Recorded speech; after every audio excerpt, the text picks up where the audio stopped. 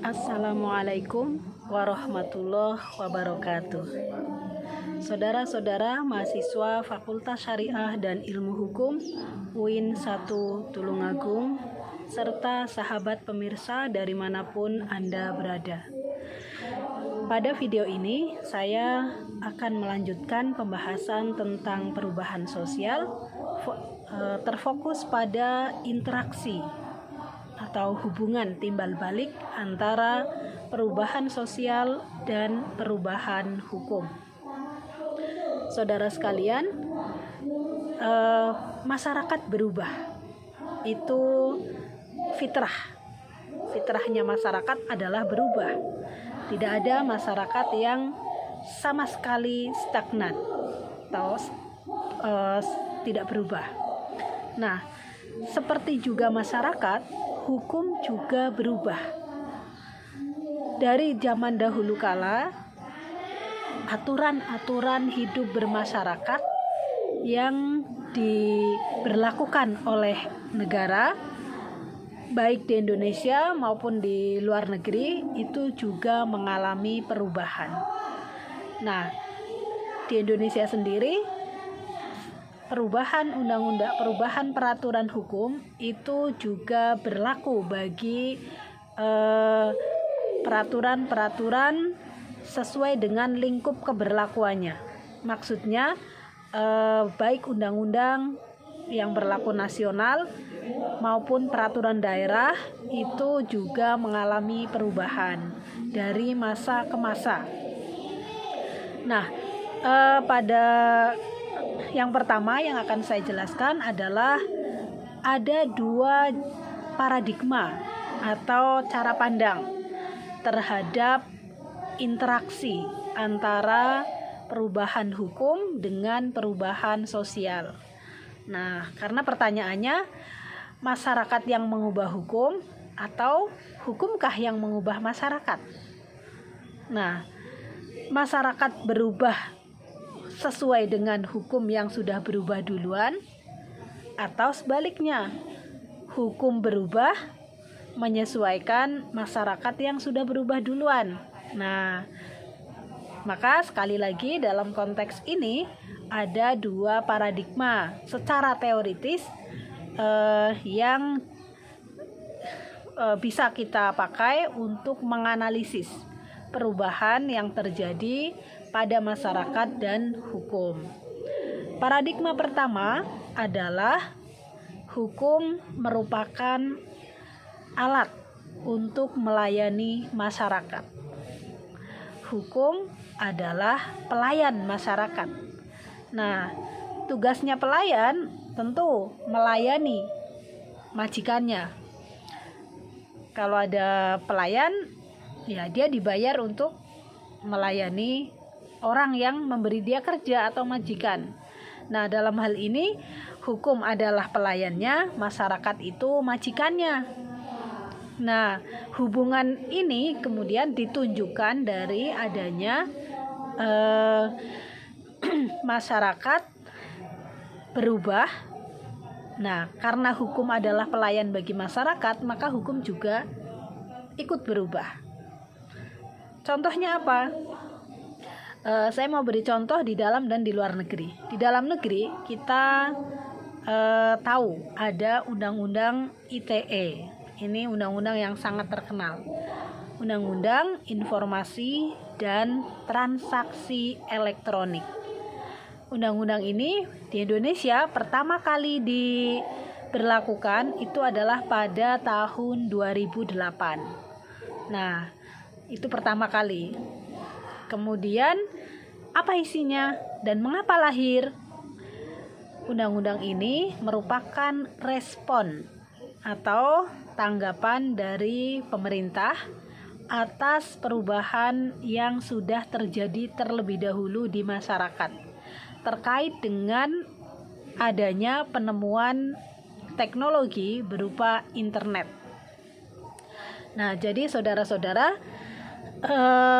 mungkin kalian belum lahir pada waktu itu, tahun 2000 sampai tahun 2005 di Indonesia itu sudah mulai marak kegiatan ekonomi dengan menggunakan fasilitas internet. Nah, atau kita kenal dengan e-commerce, electronic commerce atau perdagangan online. Nah, memang belum secanggih sekarang yang pakai media sosial, tetapi pada waktu itu sudah ada email. Nah, ada email yang dimanfaatkan untuk melakukan transaksi, membuat kesepakatan, kemudian mengirim informasi tentang produk, barang dan jasa yang disediakan. Kemudian dipakai untuk memberikan persetujuan terhadap tawaran perdagangan. Lalu dipakai juga untuk membayar, yaitu dengan transfer. Lalu dipakai juga untuk mengirim bukti pembayaran. Nah, sudah dimulai tahun 2000, tetapi peraturannya belum ada. Nah, peraturannya belum ada. Kemudian masyarakat yang awalnya merasa sudah dimudahkan, ini menyenangkan sekali ada internet sehingga perdagangan bisa dilakukan secara online, tidak harus ketemu. Jadi misalnya ada pedagang baju di Surabaya belanja kulakan barang pakaian di Tanah Abang Jakarta, itu tidak lagi harus pergi ke Jakarta, datang ke Tanah Abang, tetapi bisa melalui email. Nah, itu kan sangat menyenangkan. Pada waktu itu belum banyak, sehingga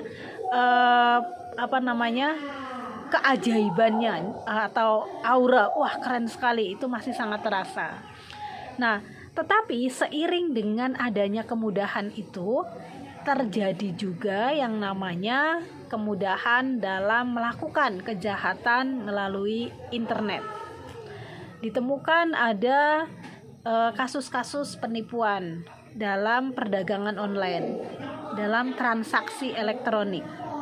Nah, ada pedagang yang sudah bayar tetapi barangnya tidak dikirim. Nah, sebaliknya ada juga pedagang yang sudah mengirim barang tetapi tidak juga dibayar. Nah, misalnya mereka sudah sering kali berkirim-kirim barang, pada pengiriman yang kesekian kalinya pembeli minta, dikirim dulu nanti saya transfer. Nah, ternyata tidak ditransfer. Nah, kejadian-kejadian seperti ini, penipuan itu kemudian menjadikan masyarakat itu mengusulkan adanya undang-undang atau peraturan yang melindungi mereka, melindungi masyarakat ketika melakukan transaksi elektronik. Nah, karena apa? Karena KUHP yang sudah ada terlebih dahulu, Kitab Undang-Undang Hukum Acara Pidana dan Kitab Hukum Acara Perdata, Kitab Undang-Undang Hukum Perdata yang mengatur tentang perdagangan, tentang jual beli. Kemudian Kitab Undang-Undang Hukum Dagang yang mengatur tentang perdagangan, itu kemudian dirasa tidak cukup untuk mengakomodasi kepentingan-kepentingan masyarakat dalam melakukan transaksi elektronik. Nah, setelah ini dirasa masyarakat membutuhkan karena sudah ada prakteknya, jadi masyarakat sudah melakukan perubahan terlebih dahulu dalam hal bertransaksi dagang, yaitu dengan memanfaatkan internet, tetapi undang-undangnya belum ada. Nah, karena masyarakat menghendaki adanya pengaturan ini, maka pemerintah kemudian membuat dan memberlakukan Undang-Undang Informasi dan Transaksi Elektronik yang di dalamnya mengatur aspek-aspek hukum berkaitan dengan transaksi atau perdagangan. Misalnya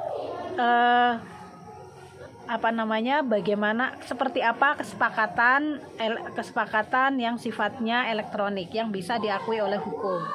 Kemudian tanda tangan elektronik, yang dulu kan kita tanda tangan harus manual pakai pulpen. Nah, ketika di elektronik tanda tangan itu tidak bisa dilakukan dengan pulpen, maka undang-undang mengatur tentang tanda tangan elektronik, seperti apa yang dianggap sah, ketentuan-ketentuan tentang tanda tangan itu, dan apa akibat hukumnya ketika seseorang sudah melakukan tanda tangan elektronik.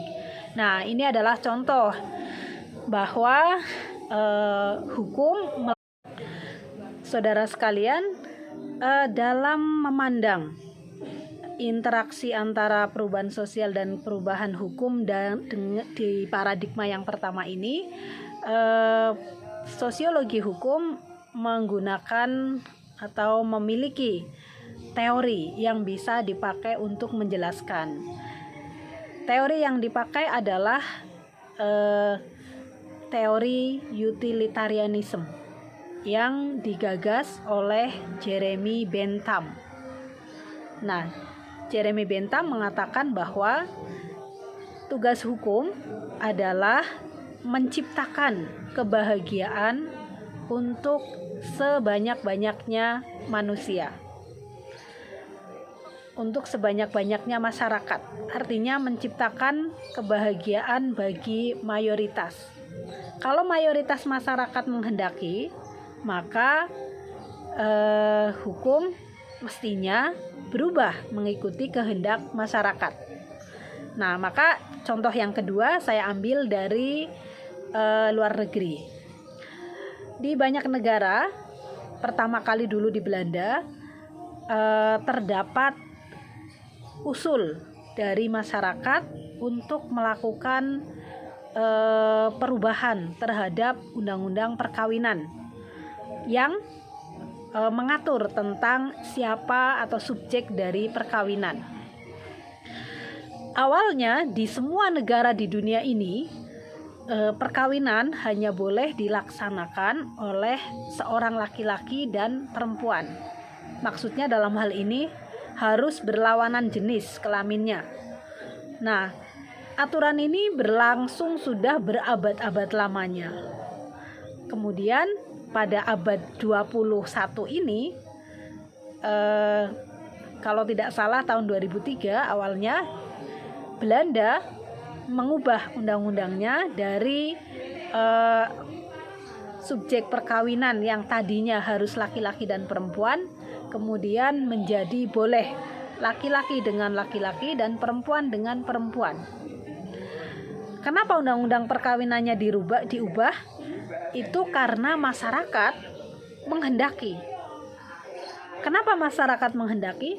Karena mereka sebelum undang-undang ini diberlakukan, itu sebagian sudah mempraktekkan hubungan sesama jenis, hubungan gay, hubungan lesbian, dalam arti tinggal serumah dan melakukan hubungan seksual sesama jenis. Tetapi tidak diakui keabsahannya oleh negara karena undang-undangnya memang tidak memungkinkan. Nah, kemudian karena mereka ingin diakui seperti pasangan antar jenis, maka banyak demonstrasi ya, unjuk rasa untuk mengubah undang-undang. Nah, kemudian pemerintah dengan pertimbangan bahwa masyarakat itu menghendaki, kemudian juga pertimbangan hak asasi manusia, perspektif masyarakat setempat, maka undang-undangnya diubah. Nah, artinya perubahan ini dimaksudkan untuk memberikan kebahagiaan bagi masyarakat. Karena tugas hukum seperti dalam teori Jeremy Bentham, tugas hukum adalah menciptakan kebahagiaan bagi sebanyak-banyaknya masyarakat. Nah, pertanyaannya siapa sebanyak-banyaknya itu? Nah, sebanyak-banyaknya itu dalam teori ini adalah mayoritas. Nah, maka ketika misalnya di parlemen anggota DPR mewakili masyarakat menyetujui, itu artinya mereka memandang bahwa pernikahan baik sejenis maupun antar jenis itu adalah pernikahan yang berhak untuk diakui, dan mereka menganggap itu membahagiakan, sehingga hukum kemudian berubah untuk memfasilitasi kebahagiaan mayoritas orang. Nah, salah satu negara di dunia ini ketika akan mengubah undang-undang perkawinannya, yaitu Swedia, itu melakukan jajak pendapat. Jajak pendapat itu artinya meminta pendapat masyarakat, apakah masyarakat setuju kalau undang-undang perkawinan mereka diubah untuk melegalkan perkawinan sesama jenis. Nah, kemudian hasil dari jajak pendapat itu atau referendum, mayoritas masyarakat setuju. Yang memberikan persetujuan itu belum tentu gay dan lesbian, tetapi mereka menginginkan agar ya sama pasangan yang antar jenis, tetapi mereka setuju bahwa dan mereka lebih bahagia kalau ada pasangan sesama jenis itu diakui bisa menikah, diakui pernikahannya. Nah, jadi kemudian mereka memberikan pendapatnya setuju. Nah, atas dasar persetujuan ini kemudian negara mengubah undang-undang perkawinannya. Dan saat ini negara yang sudah mengubah undang-undang perkawinannya menjadi seperti ini, membolehkan kawin sejenis, itu semakin banyak. Misalnya Australia, itu mulai 1 Januari 2018 sudah mengakui. Akibatnya apa? Akibatnya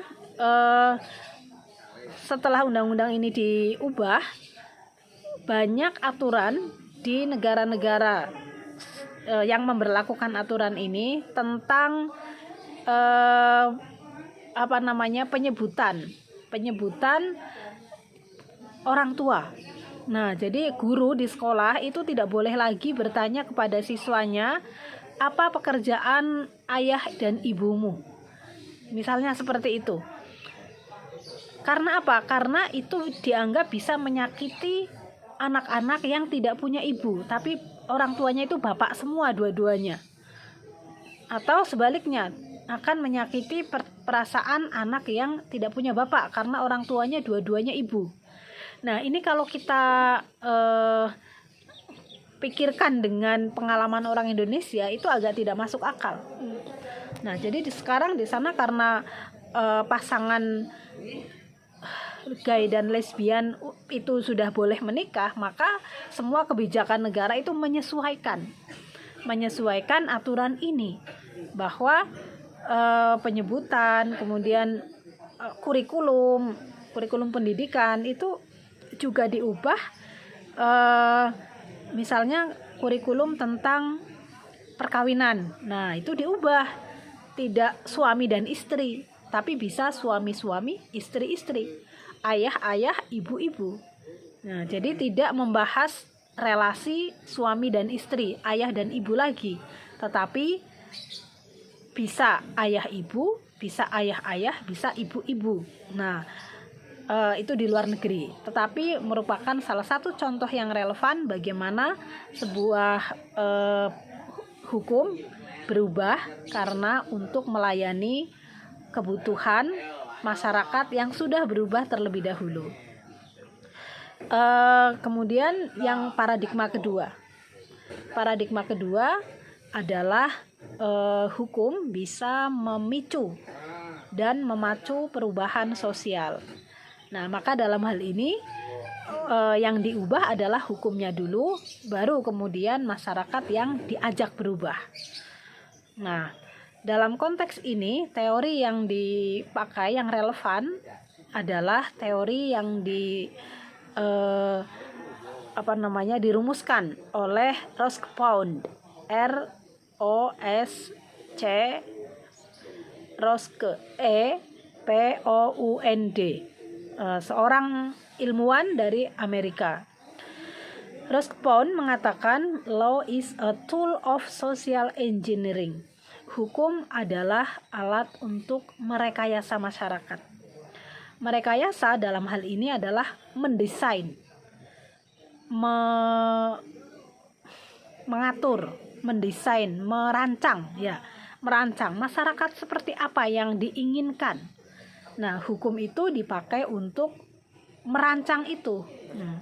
Isi dari aturan-aturannya itu disesuaikan dengan apa kondisi seperti apa yang diinginkan oleh hukum. Kondisi masyarakat seperti apa yang diinginkan oleh hukum. Nah, hukum itu menyesuaikan isinya. Nah, jadi dalam hal ini yang ide untuk melakukan perubahan itu tidak berasal dari masyarakat, tetapi dari pemerintah, dari penguasa. Masyarakat itu dipaksa atau diharuskan untuk menyesuaikan. Contohnya apa? Contohnya dalam konteks pandemi ini adalah aturan bermasker, aturan jaga jarak. Nah, masyarakat ketika ada pandemi hadir, saya yakin kalian juga masih ingat, itu tidak ada yang menghendaki, tidak ada yang secara kesadaran sendiri tiba-tiba tidak berkerumun, tidak jaga jarak, itu tidak, melainkan pemerintah dulu membuat aturan. Masyarakat disuruh untuk pakai masker, jaga jarak. Kemudian ditambah aturannya ketika anjuran itu hanya berupa himbauan, terus masyarakat tidak patuh, lalu ditingkatkan statusnya menjadi ada dendanya. Nah, maka banyak di daerah-daerah banyak daerah atau kabupaten yang memberlakukan peraturan tentang kewajiban bermasker yang disertai dengan sanksi berupa denda.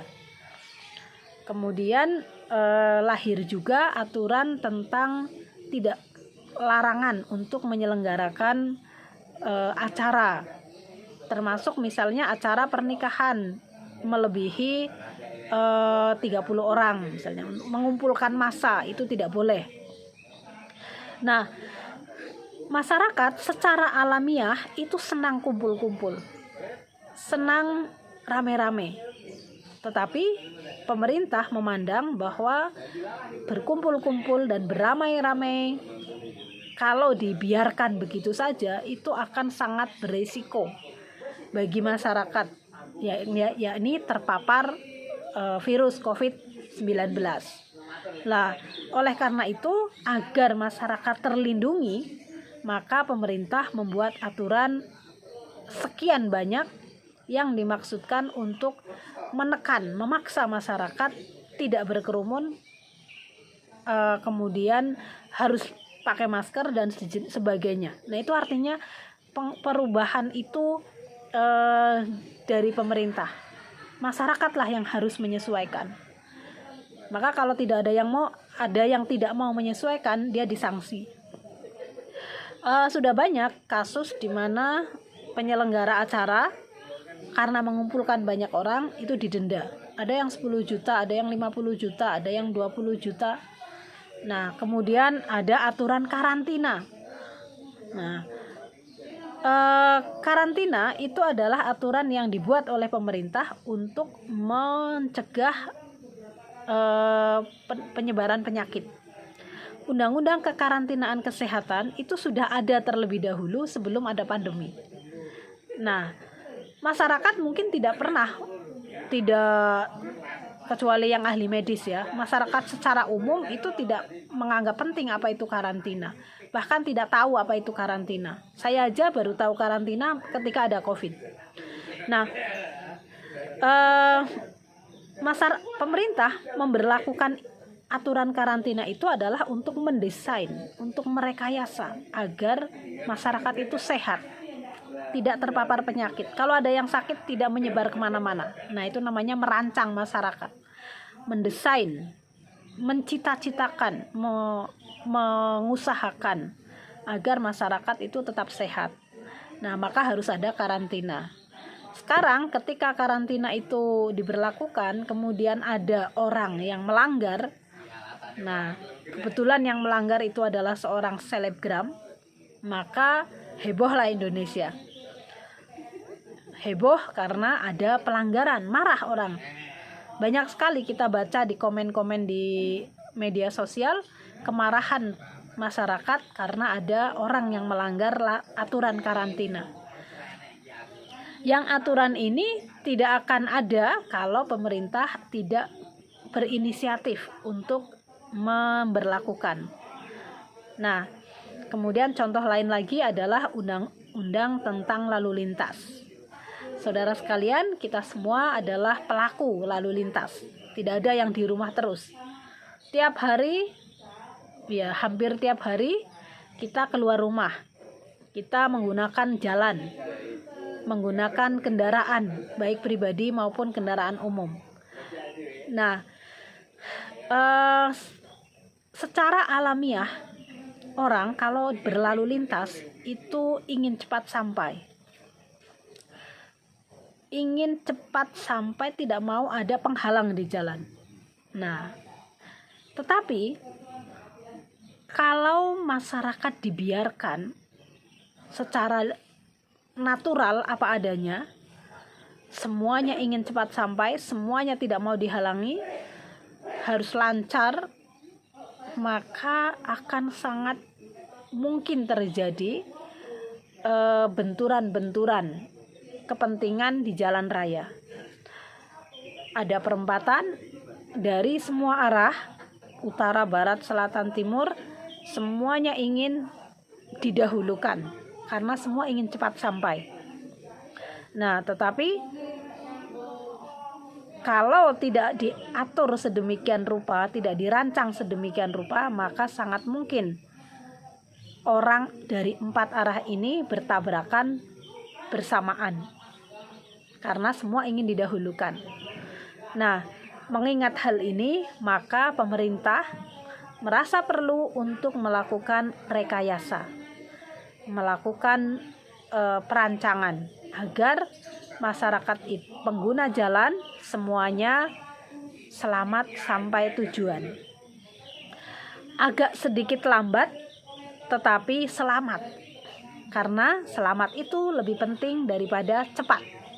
Nah, maka dibuatlah undang-undang lalu lintas yang di dalamnya mengatur banyak hal, termasuk mengatur rambu-rambu lalu lintas.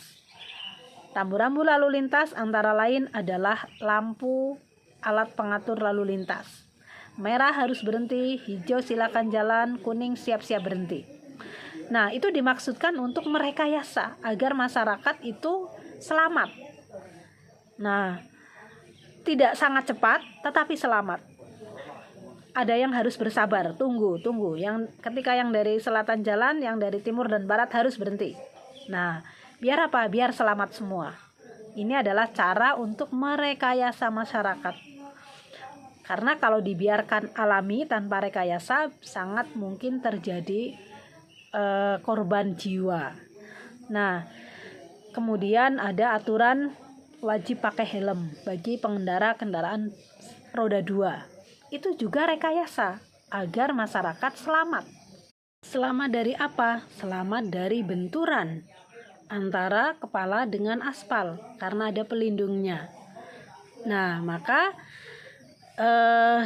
semua yang tercantum dalam Undang-Undang Lalu Lintas, kalau kita cermati, isinya adalah rekayasa bagaimana agar masyarakat mencapai tujuannya, yaitu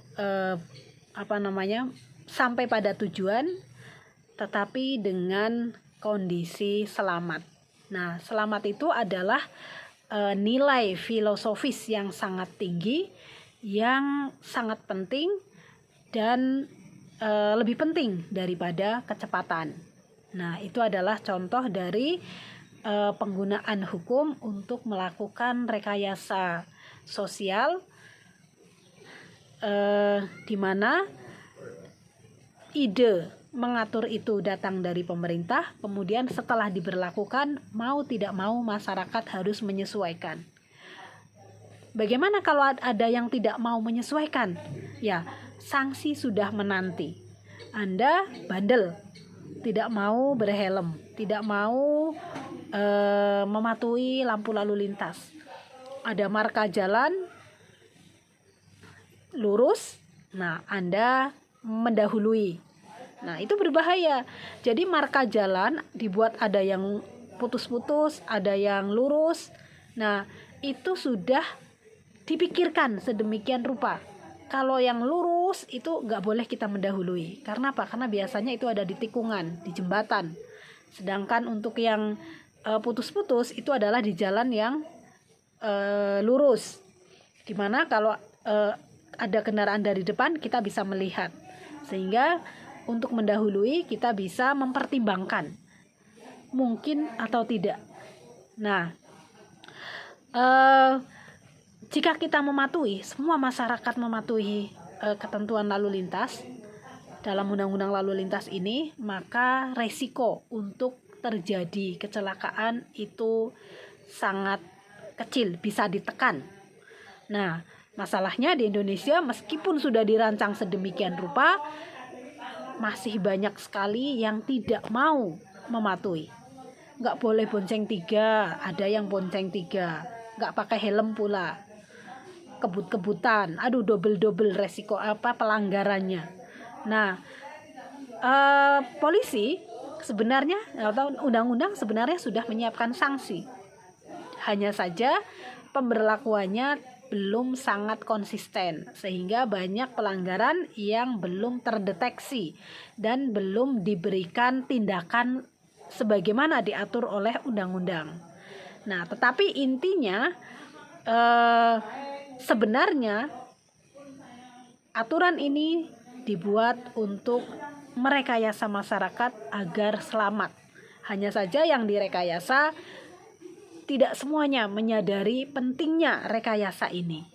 Nah, demikian paparan materi pada pertemuan kali ini tentang perubahan hukum dan perubahan masyarakat. Terima kasih atas perhatiannya. Assalamualaikum warahmatullahi wabarakatuh.